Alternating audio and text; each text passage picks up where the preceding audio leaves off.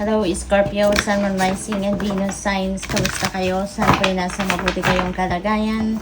Welcome back po sa Star Tarot. Kung bago kayo dito, welcome din kayo. Thank you sa inyong support. I truly appreciate it. God bless you all. Thank you. Po na mensahe po ninyo ay 8 of Pentacles. Ayan. So, maybe ang iba sa inyo dito focusing on your craft, focusing on your skills, talents, and gifts. At maaaring gumagawa kayo ng paraan para ma-enhance pa ito, ma-hone pa ito, yung gano'n, no? Or maybe sa trabaho ninyo, yun ang gamit ninyo sa inyong trabaho, and maybe mas ginagalingan ninyo, no? Yung gano'n.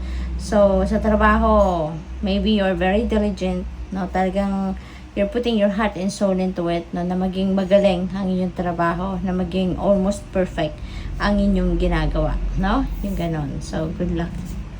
What else? We have 7 of Pentacles. Ayan. So, you are continuing to put more efforts on kung ano man ang inyong tinatrabaho, no?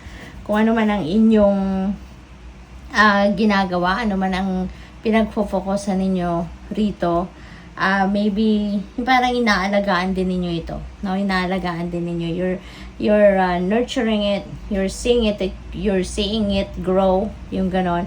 At hinahayaan, hindi ninyo hinahayaan na yung bang mapabayaan ninyo, no? Or ma-neglect ninyo kung ano man ang ginagawa ninyo. So talagang you're putting your heart and soul into it. Ginagalingan nyo lagi, no? Yung inyong trabaho. So, which is really good. We have 10 of Cups. Ayan, this is happy family. This is domestic bliss. Maganda ang samahan. Maganda ang relationship. May harmony between each other. Yung kayo, no, sa trabaho. At kung ano siguro yung kailangan ninyo, ano man yung mga wants, no, ng inyong mga kapamilya, pati na rin ikaw, maaring na ipoprovide mo na yan, maaring nabibigay mo na yan, at ini-enjoy nyo na yung gano'n. So, kaya masaya, no? Masaya. For others of you, baka meron ditong mga bonding moments, no? So, siguro, mamamasyal kayo, siguro, meron ditong party, reunion, mga gano'n, na gagawin, may picnic, no? Anything, any activity na siguro makakasama ninyo rito ang inyong pamilya.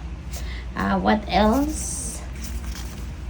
We have 4 of Cups. Ayan. So, maybe ang iba sa inyo dito, Scorpio, may mga offers siguro na dumating, or may mga offers na dadating, pero maaaring yung parang hindi kayo open to looking into it, yung ganon. So, maybe because siguro baka may hangover pa, no? Ang iba sa inyo dito doon sa previous situation ninyo, na siguro may inis, siguro frustrated, may dissatisfaction kayo. Kaya, yung ngayon, kung ano man ang dadating, parang wala kayong gana, no? Parang wala kayong amor sa kung ano man ang dadating. So, maaaring ganun. Kaya parang ang resulta, parang nagiging picky kayo or nagiging choosy kayo, no? What else? We have the Tower. Ayan. So, things are going to change, no? Things are going to change sa buhay ninyo. At ang mga pagbabagong ito, these are pagbabago na hindi ninyo inaasahan, or mga pagbabago na hindi ninyo ine-expect na mangyari. Kaya may surprise element ito eh. May overwhelming overwhelming na effect ito sa inyo. So, siguro things are going to change in a way na yung parang ang napipick up ko dito, parang nagdadalawang isip or magdadalawang isip kayo. 'Di ba? Na gagawin ko ba 'to? 'Di ba? Sasang-ayon ba ako sa gusto nila?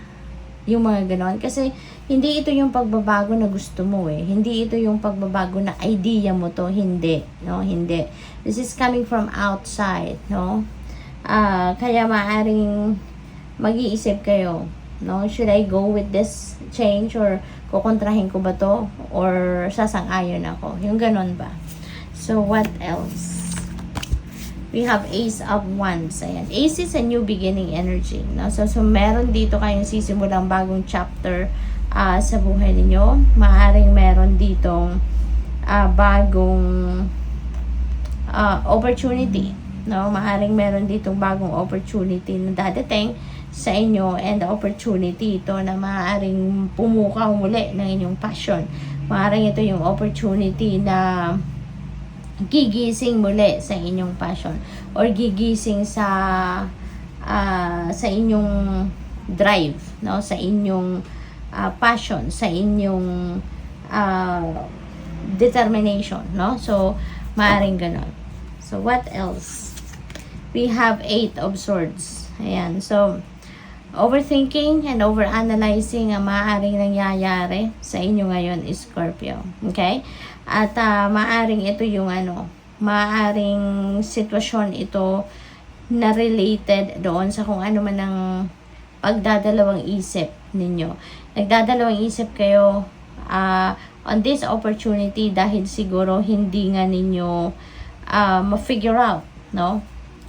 Maayos kasi nga may gulat factor ito, yung energy na to, may gulat factor. So kaya nalilito siguro kayo to the extent na parang kung ano-ano na ang naiisip ninyo, yung parang sumusobra na yung naiisip naman ninyo, yung parang lumalabas naman na kayo, parang out of context naman na yung naiisip ninyo. So kaya maaaring may stress, no? Maaaring may stress na mangyayari dito. Maybe you are overthinking and overanalyzing. Kaya mapapagod kayo dito kakaisip, no?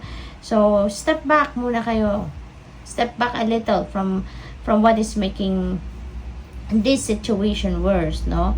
Or atras muna kayo sa kahit saglit lang. Okay? Atras kayo ng kahit saglit lang dito sa inyong ginagawa, dito sa inyong pinagkakabisihan para makalma muna kayo, makapag-focus kayo kung ano ang dapat ninyong gawin. Okay? So, pahinga, take a breather, maghingang malalim, yung ganon, tanggalin muna ninyo yung mga mind chatter ninyo at para makapag-focus kayo sa dapat ninyong pag-focusan. Okay? We have Justice. You're getting what you deserve, Scorpio. Makukuha mo kung anong para sa'yo. Makukuha mo kung ano ang deserve ninyo. Okay? So, stick to the truth. Kumbaga, stick to your truth or stick to the truth that is nandiyan sa inyong harapan. Yung ganon. Things will be back in order as well, no? For some of you.